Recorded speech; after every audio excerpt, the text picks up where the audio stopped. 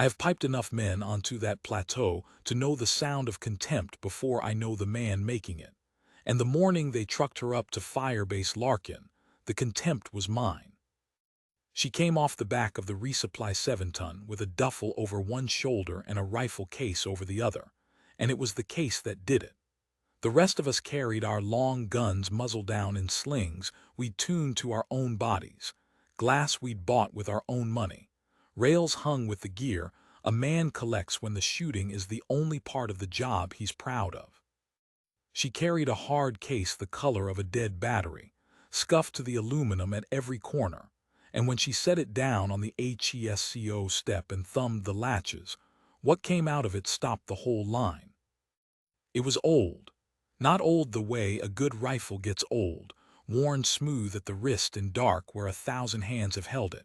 Old the way a thing looks when it has been left in a barn.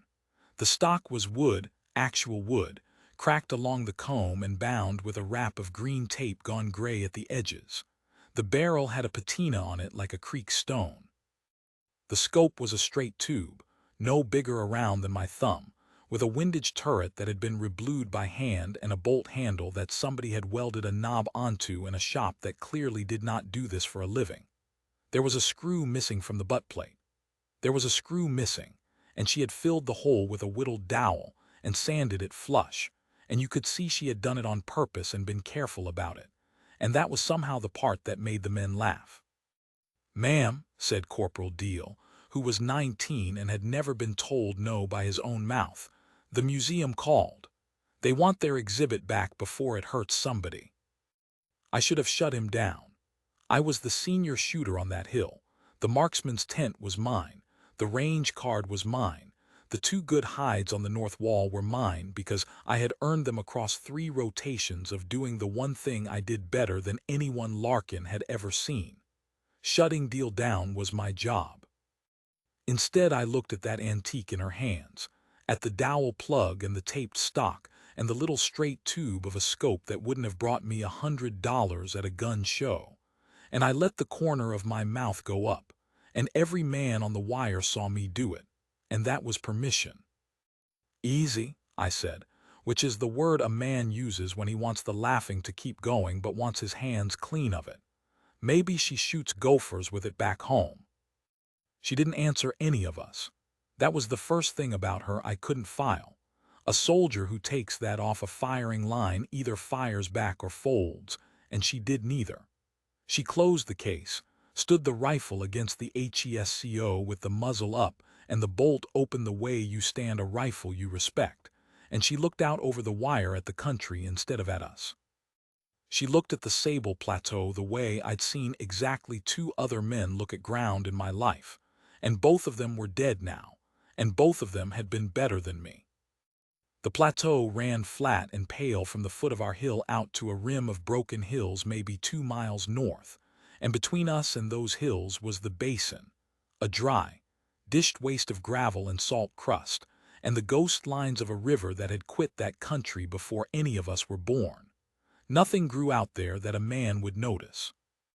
Wind came off it all day in one long exhale, so steady you stopped hearing it, and it carried the smell of hot rock and old salt, and it did things to the light over the basin that I had spent 3 rotations learning not to trust.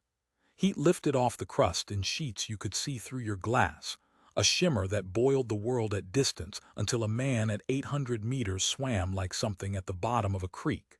Past 1,000, the basin lied to you. Past 1,500, most shooters I knew wouldn't take the shot on a bet, because the mirage and the wind and the long, slow curve of the earth itself all conspired, and the honest answer to, "Can you make it?" was no. She stood there and read all of that off the land in about the time it takes to tie a boot, and I watched her do it, and I told myself she was just a girl staring at scenery. Deal wasn't done, he never was. "What is that thing anyway, Grandpa's dear gun?" "It's a rifle," she said, first words I heard her say. Flat, quiet, not unkind, she didn't turn her head. "It'll do." "Do what?" Deal said, and the line laughed again, and I let it. God help me, I let it, and she let it too, And the difference between her letting it and me allowing it was a difference I would not understand for another 6 days. Firebase Larkin was not a place you were sent to shine. It was a nail hammered into the top of a bald hill at the south lip of the basin, a horseshoe of dirt-filled wire and connexes, and a mortar pit, and a busted-down water point, garrisoned by a rifle platoon and a weapons section, and the leftovers of a scout element that had been picked apart to plus up someplace that mattered more. We held Larkin because whoever held Larkin could see the whole basin, and whoever could see the basin could see anyone trying to move a force through the only flat ground for 60 miles. We were the eyes. On a good week, nothing crossed the basin but wind and the occasional herder who waved and got waved back at. Larkin's whole reason for being was that someday the wrong thing would try to cross, and we'd see it in time to matter. Nobody who ran the war expected that someday to land on our rotation. You could tell because of who they sent us. They sent us a lieutenant on his first command who said, "We, too much and slept too little." They sent us a weapons section short a gun. And when the scout element's own marksman rotated out on emergency leave and left a hole in the one job that made Larkin worth a nickel, they filled it with her. A sergeant off a name on a manifest, trucked up from the rear with an old rifle, and no reputation any of us had heard, dropped on our wire like a spare part pulled from a bin. I had her figured before she finished unpacking. A body they had to put somewhere. A checkbox, every position filled, every line on the Manning roster with a name beside it, so that if the basin ever did the thing it was there to do, some colonel could say the outpost was fully manned. That she happened to be the one holding the marksman slot I considered a small insult to the slot, and to me, because the slot had been shaped by 3 rotations of my work, and now it belonged to a stranger with a barn gun. She drew a cot in the Scout Connex and put her kid away like a woman who'd lived out of a bag her whole life, everything squared, nothing wasted. She checked the 2 north wall hides, my hides, without asking me, walked them, lay down in each one and looked through her little straight tube for a long minute and got up and dusted off her knees. And I bit down on saying something because I couldn't think of a version of it that didn't sound like a man protecting his tent. She spent the back half of that first afternoon at the north wall with a notebook and a wind meter the size of a matchbox, writing, watching the basin cook, writing, not shooting, watching. She filled pages. "What's she doing?" Deal asked me low, like she was an animal we were tracking. "Homework," I said, and made it a joke, and he laughed, but the truth was I didn't know, and not knowing itched. That evening the lieutenant gathered his sergeants in the command connex under a bare bulb and walked us through what the rear was seeing, which was not much and all of it bad. Chatter across the northern hills, vehicles moving at night without lights, and a name the intel slides kept circling back to, a field commander the reports called the general, though whether he'd earned the rank or taken it nobody could say. What they could say was that he did not lose. He had rolled up 3 outposts north of the hills in a season, and he had a signature, and the signature was that he came in force, fast, at first light, behind a screen of vehicles, and that he ran the whole thing himself from just behind the leading edge, close enough to command, far enough back that nobody ever got a piece of him. 2 outposts had gotten rounds out toward him. Both times he'd been sitting past 2,000 meters, out where a rifle is a rumor, watching his war through good optics of his own, untouchable, and both outposts had fallen by noon. "If he comes," the lieutenant said, "he comes here and he comes across that." He put a finger on the basin on the map, "and we are 1 gun short and a long way from help." The men took it the way men take it, quiet, doing the arithmetic every soldier does. I did mine and did not like the sum. And in the corner of the connex, where she'd folded herself onto an ammo can with her notebook still in her hand, the new sergeant looked at the finger on the map, at the basin, and said the only thing she said in that whole briefing. "How far back does he sit?" The lieutenant blinked at her. "Reports put him past 2,000, well past." She nodded once slow, like a woman filing a number where it belonged, and wrote something, and said nothing else. And I remember thinking, What a strange thing to care about. What earthly good is it to know exactly how far away the one man is that not a rifle on this hill can touch? We built up the wire for 3 days and she built up her pages. And on the second day the line finally got her onto the range. And the range is where I decided, once and for all, that she was nothing. We had a zero range of sorts off the west wall, a scratch course out to 1,000 meters where a man could confirm his dope and the gun crews could lay their weapons. The whole marksman's pride of Larkin turned out to watch the new sergeant shoot, because a firing line is a small town and she was the only news. I brought my own rifle, which I want to be honest about, because I brought it to be seen next to hers. Mine was everything hers wasn't. A long, heavy match gun, glass on top worth more than the truck that hauled her up the hill, a turret I could dial to the quarter minute, a suppressor, a bipod, a rear bag, a data book with 3 rotations of confirmed dope in my own hand. I set up beside her like a man parking a new truck next to a mule. She shot the 1,000 and put 10 rounds into a group you could cap with a coffee lid. I'll give her that now. I wouldn't then. Then I watched that ragged old bolt cycle. She ran it without ever coming off the glass. A small economical motion, the welded knob turning under the heel of her hand, and I watched 10 holes crowd into one ragged hole at 1,000 meters. And instead of what it was, which was a display, I saw what I wanted to see, which was a parlor trick at a range any of us could shoot. Not bad for 1,000, I said. I made sure the line heard me. Course, 1,000's the easy part out here. It's past that where the basin eats you. Take it out, Deal crowed. Ring the 1,500 plate, Sergeant. Let's see the antique reach. There was a steel plate hung at 1,500 meters, out past the honest end of the range, that Larkin's shooters used to humble each other. I had rung it exactly twice in 3 rotations and told the story of both. Nobody expected her to touch it. Deal was setting her up to miss so the line could laugh, and I knew it, and I let it come, because I wanted to see the antique miss as badly as he did. She looked at the plate a while. She looked at the wind flags we'd hung down the range, and past them at the basin haze beyond, reading the mirage boil through her little tube, and she made an adjustment on that hand-blued turret that I couldn't read from where I lay, and she settled behind the wood stock, and the plateau went on exhaling its one long breath, and she waited through 3 gusts for a lull that I felt arrive a half-second before her rifle spoke. The plate rang at 1,500 meters, not a graze, a centered, ugly, unmistakable clang that came rolling back to us across the flat 2 full seconds after the shot, the sound a plate makes when it's been hit dead in the belly. The line went quiet the way a room goes quiet when a man says something true by accident. Wind trick, somebody muttered, lucky lull. She worked the bolt, that same small motion, and rang it again. And here is the thing I have carried since, the thing I did instead of the decent thing.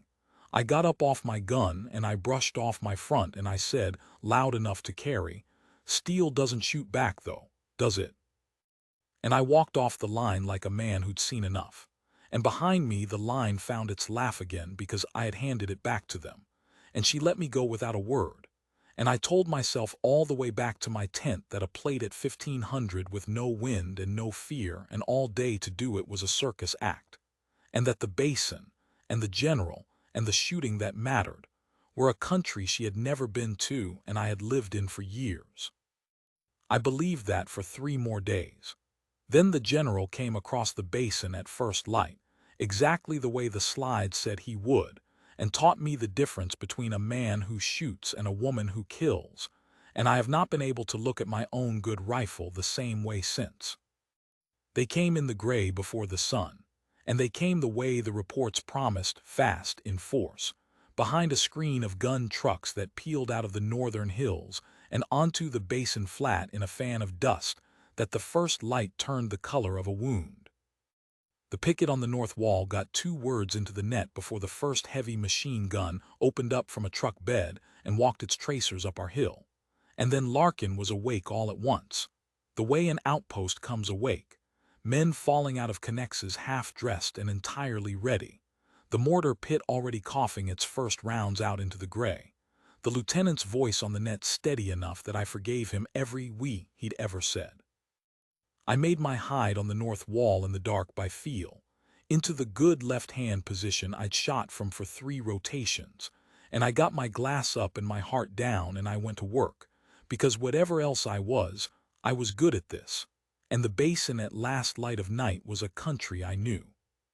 The trucks were coming hard across the flat, bounding, a dozen of them and more behind, and I started doing the only thing one rifle can do against trucks, which is to take the men off them. The gunners standing in the beds, the ones who lifted their heads to command.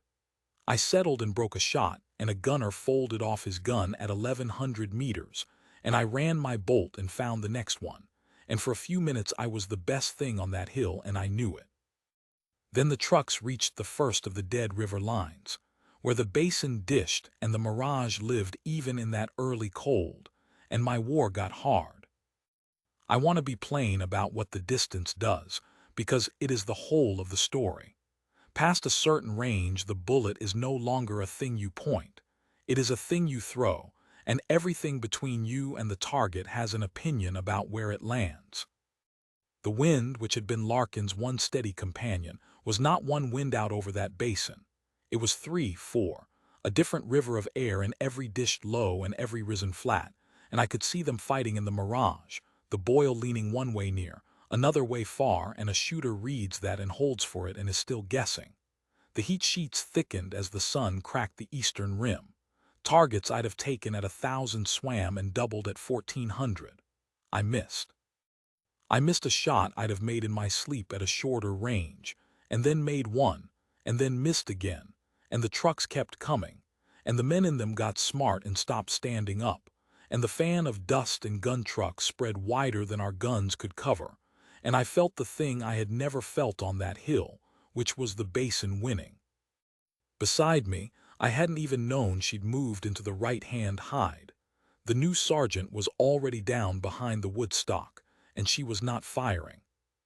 She was watching. Through that little straight tube she was reading the whole basin the way she'd read it with a notebook for 6 days, and where I saw a chaos of trucks and dust and lying light, she was seeing something ordered, some shape in it, and her stillness in the middle of all that noise was the most unnerving thing I had ever lain next to. The plateau screamed and she lay in it quiet as a stone in a creek, and every few seconds her hand moved on that hand-cut turret, small, deliberate, dialing something, holding something, and still she did not shoot, and I thought in the ugliest reach of my heart, even now she won't shoot, even now the antiques got nothing. I was wrong about what she was doing. She wasn't failing to find a shot. She was refusing every shot that wasn't the one that mattered.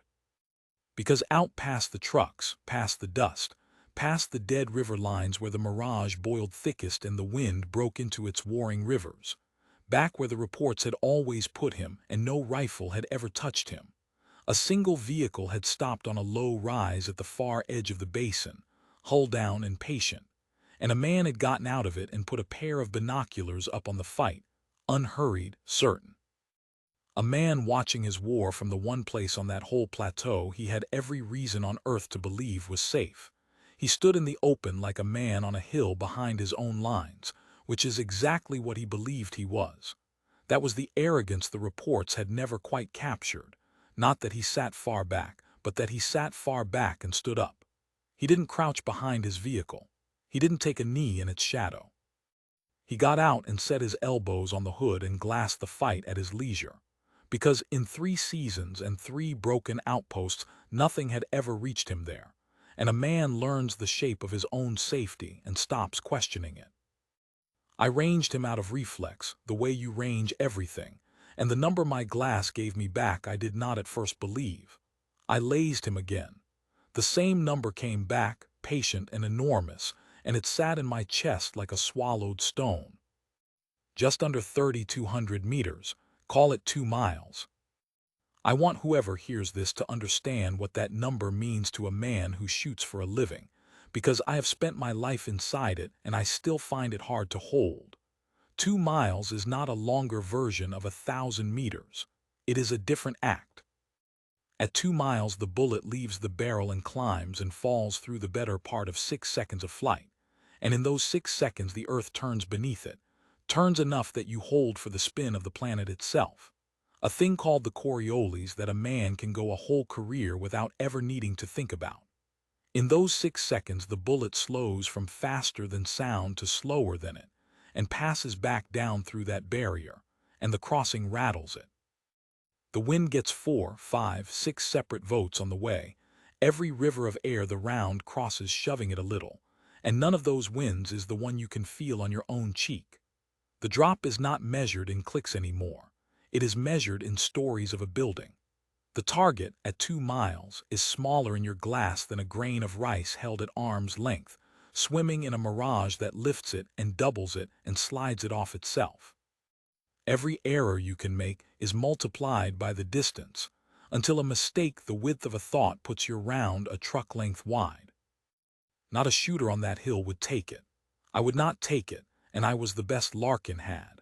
I looked at that man standing at his hood 2 miles out, running the machine that was going to take our hill and our lives by noon, and I felt the particular despair of seeing the one throat you cannot reach. The whole battle turning on a man who had correctly calculated that he was beyond the reach of every gun we owned. He'd bet 3 outposts on it and won every time. "He's past 2 miles," I said into the net, and I heard my own voice do the thing I hated, go thin.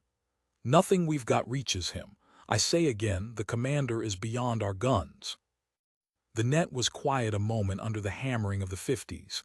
Then the lieutenant tight, "Understood, all elements hold what you can." Hold what you can. It was the honest order, and it was a death sentence, and everybody on that net knew both things at once.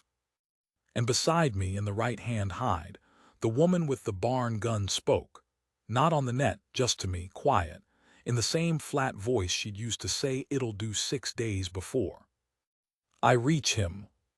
I turned my head and looked at her for the first time as a person and not a punchline. She hadn't come off her glass. Her eye was still on that far rise, on the standing man, and her hand was moving on the reblued turret in small sure increments, and there was no boast in her face and no fear, only the deep still attention of someone doing long arithmetic they have done 10,000 times before. "That's 2 miles, I said. "That's 3,200 meters. Nobody makes that." "Somebody does," she said, "or the reports would say he'd already been shot." I did not believe her. I want that on the record too, that even then, watching her, I did not believe, because the not believing had gotten comfortable, and belief would have cost me something. But I stopped shooting, because some animal part of me understood that whatever was about to happen in the right-hand hide was the only thing on that hill that mattered now, and my job had just become to feed it and shut up. "Talk to me," she said. "You've got the better glass. Read me the flags and the boil near to far and don't round." And that, God forgive me, is how the loudest mocker of that rifle became its spotter. I got behind my optic and I read her the basin the way I had never read it for anyone, because there was nothing left to be proud about and a hill full of men to save. I read her the wind flags down our own slope, limp, and then lifting. I read her the near mirage off the salt crust, boiling left. I read her the dust of the truck streaming to tell her the middle wind, harder, quartering. I read her the far boil out on the general's rise where the heat came off the rock in slow columns, and leaned. I watched it a long 3 seconds to be sure, leaned right and gentle and steady. 4 winds. I gave her 4 winds, near to far, in fractions, and she took each one without a word, and I watched her hand answer it on the turret and in the hold, dialing the great vertical distance, holding the horizontal drift, folding in the 4 separate rivers of air into one number that lived somewhere behind her calm eye. "Spin," she murmured, mostly to herself. "Right hand twist. He drifts right on his own, and the world turns." She adjusted a hair. "Hold left edge of him for the drift and the spin. Wait for the far boil to flatten." She was accounting for the rotation of the earth. She was accounting for the direction her own barrel's rifling spun the bullet. She was accounting for 4 winds she could not feel and a drop measured in the heights of buildings. and she was doing it behind a cracked wood stock and a scope no bigger than my thumb, and it came to me slow. And then all at once, the way the truth comes when you've been sitting on it, that the rifle had never been the point. The rifle was a tool, and a tool does not need to be pretty. It needs to be known. She had chosen the old gun the way a master carpenter chooses the plane that fits his hand over the shining one in the store window, because she knew every honest thing it would do, and it never once lied to her. We had laughed at the tool because we could not see the hand, and the hand was the finest I have ever lain beside. "He's moving," I said. My mouth had gone dry. "He's shifting his glass. He's going to get back in the truck." "No," she said. "He's not. Men like him watch to the end. He wants to see it fall." A pause, all stillness. "Give me the far boil." I read it, leaning right, gentle, steady. It's flattening, now it's flat." "Hold," she breathed, and the whole plateau seemed to lean in with her, and I swear the wind itself paused to listen, the one long exhale of the sable basin catching for a heartbeat, and in that caught heartbeat she pressed the shot. The old rifle bucked once against her shoulder, a heavy, honest recoil with nothing tamed out of it, and the sound of it rolled out flat across the basin and got swallowed by the 50s. And then there was nothing to do but the hardest thing in all of shooting, which is to wait. 6 seconds is not a long time. 6 seconds is forever. I have relived those 6 seconds more nights than I will admit. I stayed on my glass with my heart stopped, and I watched the far rise where the general stood at his hood, and I counted without meaning to, the way you count thunder after lightning, and I thought about the bullet out there in the dark air over the basin, climbing and cresting and beginning its long fall, crossing the near wind and the dust wind and the middle wind and the far leaning wind, slowing down through the sound barrier and shuddering and steadying, the earth turning a slow inch beneath its path. All of it already decided, already thrown, nothing left to do but arrive or not. 1, 2. The trucks kept coming. 3. A gunner on the wall to my left screamed something I didn't hear. 4. The general lowered his binoculars, and for one cold instant I thought he'd felt it, thought some soldier's ghost had touched the back of his neck and he was going to step into the truck and live. 5. He turned his head, unhurried, back toward the northern hills, a man checking on the rest of his war. 6. He fell. I have tried 100 times to describe it honest, and every time it comes out smaller than it was. He did not stagger. He did not clutch himself and go to his knees the way men do in the pictures. 2 miles away, small as a grain of rice in my glass, the man simply left his own shape, dropped straight and total behind the hood of his vehicle, there and then not there, the way a target falls when the round arrives before the sound of it ever could, and the binoculars he'd been holding tumbled off the hood and caught the new sun once, a single white wink, and were gone. For a long second the basin did not know he was dead. The trucks came on. The 50s hammered. The war ran forward on the momentum of a plan that no longer had anyone behind it. Then it knew.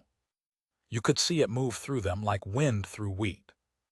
A gun truck near the front slewed and stopped for no reason a soldier could name. Another slowed. The fan of dust that had been driving so surely at our hill lost its leading edge, hesitated, and began, first here, then there, then everywhere at once, to come apart. There is a thing that happens to an attacking force when the mind of it is cut out, and I watched it happen to the whole basin from a hole in the north wall of firebase Larkin. The truck stopped bounding forward and started milling, and then started turning, and the machine guns fell silent one by one as the men behind them stopped being an army and went back to being men who wanted to live, and the great red fan of dust that had come to kill us bent and broke, and streamed back the way it had come toward the safety of the northern hills, and firebase Larkin, which had been 15 minutes from falling, did not fall. It went quiet on that hill the way it had gone quiet on the range 6 days before, when she rang the plate the second time. The same quiet. The quiet of men who have just watched something true happen and have not yet found what to do with their faces. She worked the bolt, that small economical motion, the welded knob turning under the heel of her hand, and she brought the empty case out and caught it, and she did not fire again, because there was nothing left out there that needed her, and she lay for a moment longer behind the cracked wood stock, breathing, her eyes still on the far empty rise where a pair of binoculars lay in the dust beside a man who had been certain, to the last second of his life, that no rifle in the world could reach him. Then she got up and dusted off her knees and picked up her notebook. Nobody laughed. That's the part I need to say plainly, because a story like this wants you to believe the men rushed up and cheered and hoisted her on their shoulders, and it wasn't like that, and the truth is better than that. What happened was that a whole firing line of hard men who had spent 6 days making sport of an old rifle stood up out of their holes and could not, for a while, look at her or at each other, because every one of them was doing the same arithmetic I had done, the arithmetic of what we'd said and who she'd turned out to be, and there is no laugh anywhere in that sum. Deal found me first. 19 years old, the museum joke still not a week cold in his mouth, and his face had that scrubbed, stricken look a young man gets the first time the world turns out bigger than his opinion of it. "Sergeant," he said. "That was Sergeant. How far was that?" 2 miles, I said. "A hair under 3,200. He looked out at the empty rise like the number might be written on it. "Nobody makes that," he said, which is exactly what I had said, in exactly that voice, and I heard my own contempt come back to me out of a boy's mouth, and I did not like the sound of it at all. "Somebody does," I said. The lieutenant came down off the command connects and walked the length of the wire to the north wall, and he was a first command lieutenant who said, "We, too much." But he did one thing right that morning that I have never forgotten. He stopped in front of her and he looked at the old rifle standing muzzle up against the HESCO where she'd stood it, bolt open, the way you stand a rifle you respect, and then he looked at her, and he came to attention, a lieutenant, to a sergeant in the dirt in front of the whole platoon, and he saluted her, held it. And she straightened and returned it, and neither of them said a word, and that salute said everything the whole hill had been failing to say since the 7-ton dropped her on our wire. The record came out later, the way these things do, in pieces from the rear. She hadn't come to us off a name on a manifest. She'd come to us out of a schoolhouse she taught at now, a place that trained the men whose names you never hear. And before the schoolhouse, she'd spent a career doing the thing she'd just done, the long shot, the patient shot, the one round that ends a thing before it starts, enough times in enough places, that her file had a classification on it, and a number of confirmed shots past 2 miles that the clerk who told me refused to say out loud, only shook his head and said, "More than one, Sergeant." And that's all I'm cleared to give you. She hadn't been our checkbox. She'd been the most dangerous soldier on that hill from the second she stepped off the truck, and we had spent 6 days laughing at her dear gun. I asked her about it once before she rotated out, when the awkwardness had worn down enough that a man could. I asked her why she carried the old rifle when she could have carried anything. Why the wood and the tape and the whittled dowel where the screw should be. She thought about it the way she thought about a wind, taking her time. "A rifle's a promise," she said. "New glass, new gun, it hasn't made you any promises yet. You don't know what it does when it's cold or dirty or the 5th hour into a wait or when your hands are shaking and you need it not to." She looked at the old gun a moment, almost fond. "This one's never told me a lie in 15 years. I know exactly what it'll do. Out there," she nodded at the basin, "knowing exactly is the whole game. Pretty doesn't reach 2 miles, known does." I have thought about that a great deal in the years since, and about what she never said, which was the part that has stayed with me the longest. She never once threw it in our faces, not on the range when she rang the plate and I walked off the line to save my pride, not on the wall when I called her shot impossible into the net a minute before she made it, not after when a word from her could have flattened every man who'd laughed and she'd have been within her rights. She could have played the file. She could have let it be known who she was the first hour, worn the record like armor, and dared any of us to open our mouths. She didn't. She let us decide who she was and let us be wrong and let the wrongness sit right out in the open, And I finally understood, late, the way I understood everything about her late, that this was not meekness. It was the opposite. It was the deepest kind of sure. A person who knows exactly what they are does not need you to know it. She let the old rifle answer for her because she had spent a lifetime learning that the work answers cleaner than the mouth ever will. And she was right. And the answer she gave on the north wall of firebase Larkin is one no man who lay near it will ever stop hearing. The last thing she said to me, she said easy, packing that scuffed dead battery case with everything squared and nothing wasted, the wood rifle going in last, bolt open, into its shaped foam. You read a good basin, Tolly, she said. Next time don't wait to be told the man's in reach before you start finding him. Start finding him first. She latched the case. Then it's just waiting for the wind. She didn't mention the museum joke. She didn't mention the plate or the net or any of it. She left me the one thing a man could use, the lesson, and left the rest lie, and shouldered the case, and got up on the back of the 7-ton the same way she'd come off it, and rode down off our hill. And I stood at the wire with the whole platoon and watched her go, and not one of us was laughing, and every one of us came to attention as the truck pulled out, without an order, because some things you don't need to be told to do. I have shot on a lot of hills since Larkin. I've got newer glass now, and a better gun, and a data book gone fat with 3 more rotations of dope in my own hand. And every time I lie down behind it, every single time before I ever range a target, I find the man first, out at the edge, in the place he thinks is safe. I find him and I start reading the wind to him long before anyone tells me he's in reach. Because a woman with a barn gun taught me, at 2 miles, in front of a firing line that had laughed at her, that the reach was never in the rifle. It was in the hand. It was in the patience. It was in knowing exactly what your promise will do when the wind finally flattens and the hardest shot in the world comes down to the oldest thing there is, being still, being sure, and being right when it counts. We ridiculed her broken rifle. Seconds later, 2 miles away, the enemy general fell. And I have spent every year since making certain I am never again the man on the firing line who laughs at the tool because he cannot see the hand.